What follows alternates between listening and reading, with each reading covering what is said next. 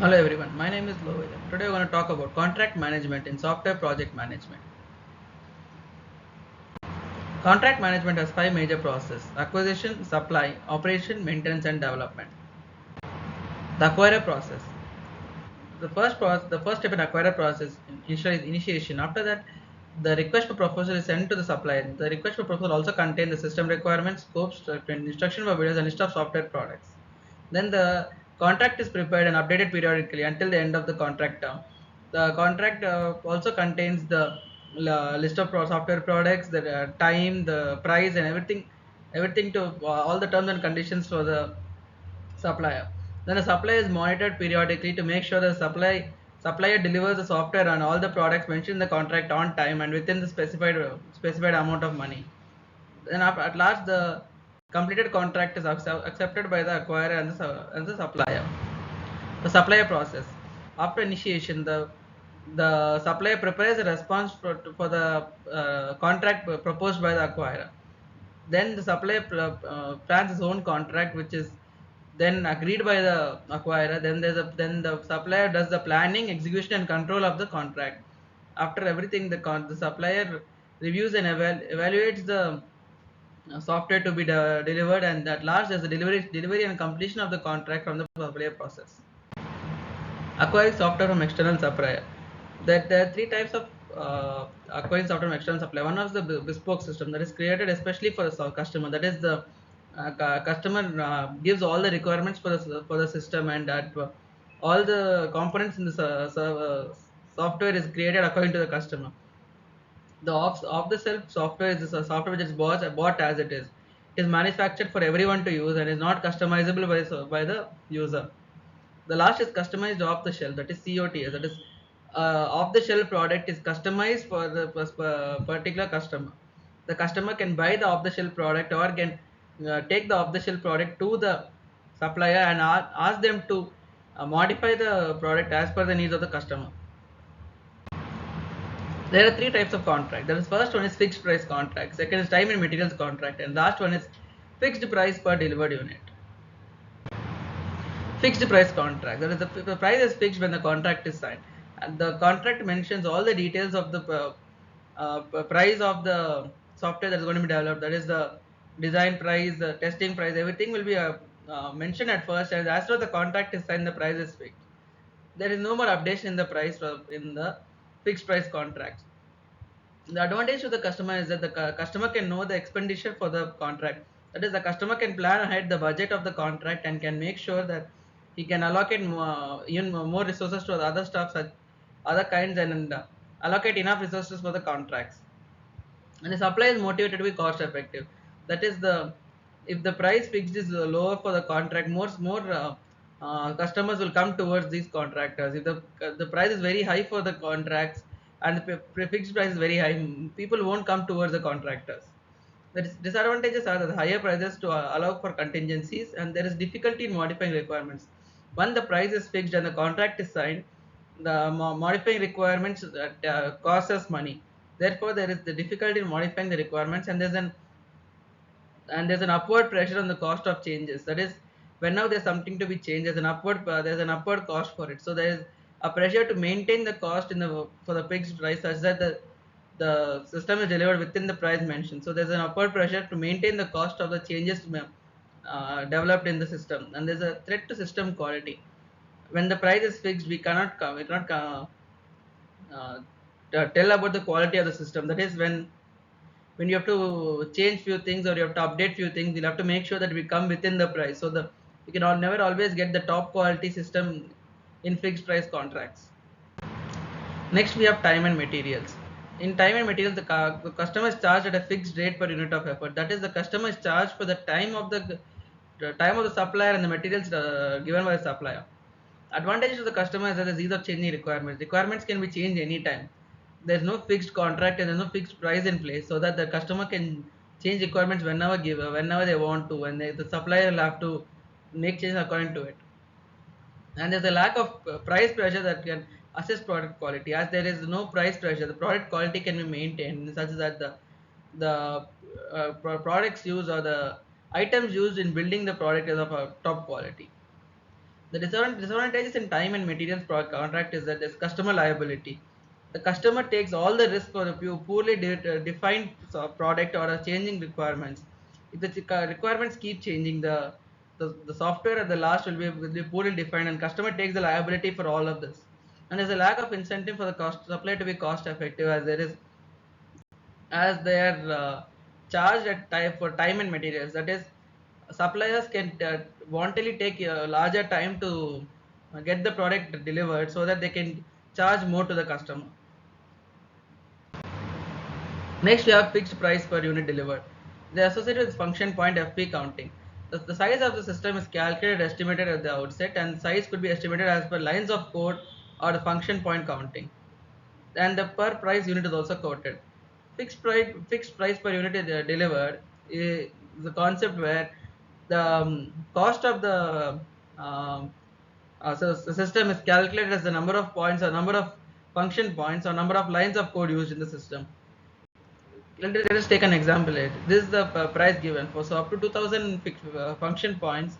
The design cost is $242. Implementation cost is $725. The total cost $967. So from 2001 to 2500 function points, these are the values given up to 4000 function points. Here in this example, they have given the size of the system is 2600 function points. So for the first 2000 function points, the price is $967. For the next 500 function points, it's going to be $1019, and for the next 100 function points, it's going to be $1058. Therefore, the total price of system comes to $2,549,300. The advantages of fixed price per unit for the customer is the customer understands how the price is calculated. The customer understands for these many lines of code, this is the price, and how the price is calculated for the total amount, for the total product or the total software. And the customers can compare different pricings between different schedules and between different suppliers, so that they can choose the better supplier and at the better price. For emerging supplier, for the new functionality which emerges over time, supply does not bear the risk of increasing the functionality. That is, the as the functionality increases, the line of code increases, and therefore the risk does not fall on the supplier but falls on the customer. The supply efficiency, supplier still has an incentive to deliver the functionality in a cost effective manner, and there is a life cycle range. The disadvantages of fixed price per unit is that the software size measurement may vary, and it might be independent of function point counter. That is, we cannot.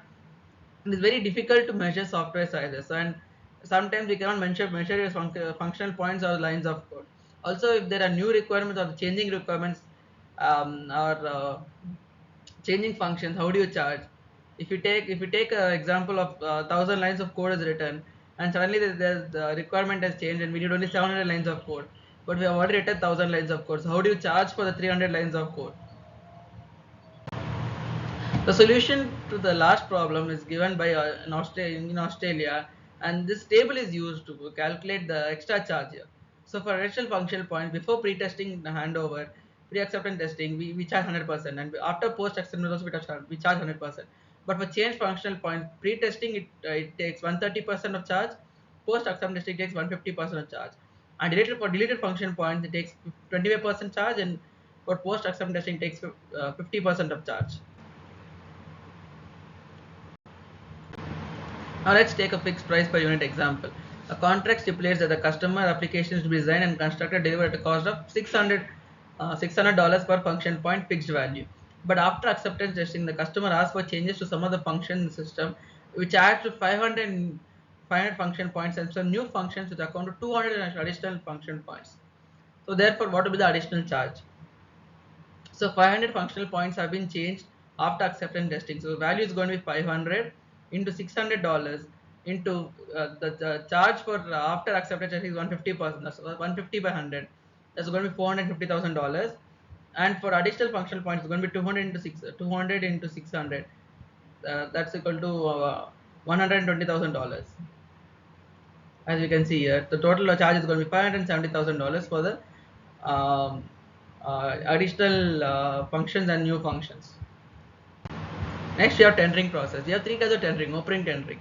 In open tendering, the bid for the tender is given to any supplier. Any supplier can give a bid for the tender, and all tenders are evaluated in the same way, and the best tender is chosen, and then the supplier is given the tender. In the restricted tendering process, bids are taken only from specified suppliers. Then the customers can reduce the number of suppliers being considered at any stage, and they can specifically invite suppliers. And only specific suppliers can bid for those tenders. A negotiated procedure is a manner in which when a supplier already supplied a software, they negotiate with the same supplier for extensions to the software. Stages in contract placement. First, we have requirement analysis, evaluation planning, invitation to tender, and evaluation of proposals. First, we have requirement document. First, we have introduction of the contract. Then we have the description of existing system and current environment. What are the future plans for the contract and what are system requirements? Then we have when do the contract end? By when we are supposed to submit the software and the additional requirements required for the bidders. The requirements will include what are the functions in software, what are the necessary inputs and outputs, what is the UI, what are the standards to be adhered to, what are the applications the software is compatible with, what are the third party additional softwares which have to be compatible with the software, what is the what are the quality requirements, what is the response time, all this, what is the throughput, everything has to be mentioned in the requirement, and each requirement has a mandatory and desirable thing. Evaluation plan is how our proposals to be evaluated. So evaluation plan is next you have invitation to tender. Invitation to tender is then a response to the offer made by the customer. That is the bidder is making an offer to the tender given by the customer. The acceptance of offer creates a contract, and the customer may need further information. That is when a customer wants a software or wants a product to be done, he gives out a tender to in open. Then when a supplier or bidder wants to take up the offer, he gives an offer to the tender, the invitation to tender. When the customer accepts the invitation or accepts the offer, the tender becomes a contract, and the customer might need more information regarding the bidder so that the contract can be sealed properly. The problem of different technical solutions to the same problem. Memorandum of agreement. That is, this is created such that the customers, the bidder, the suppliers, all of them meet at the same mindset. That is, the acceptance by the customer that the proposed solution offered by the supplier is satisfactory meets the customer's requirement. Or the supplier, the customer, and everyone involved in the process are all on the same page, and all of them agree on the satisfactory and the requirements given by the customer. Evaluation of proposals. Methods include reading proposals, interviews, demonstrations, site visits, and practical tests. Contracts. A project manager cannot be expected to be a legal expert but needs advice. That is, contracts cannot be only made by project manager. Contracts also involve legal activities. Therefore, he needs legal experts in to help him make contracts and sign contracts. But they should ensure that the contract reflects two requirements and expectations of supplier and client. The legal requirements is taken care by a legal expert, but the the contract should contain true requirements and expectations of supplier and client. This is taken care by the project manager. Project manager sees through sees through the contract and makes sure that the true requirements and the expectations of the supplier, expectations of the client, expectations of the team is mentioned there in the contract.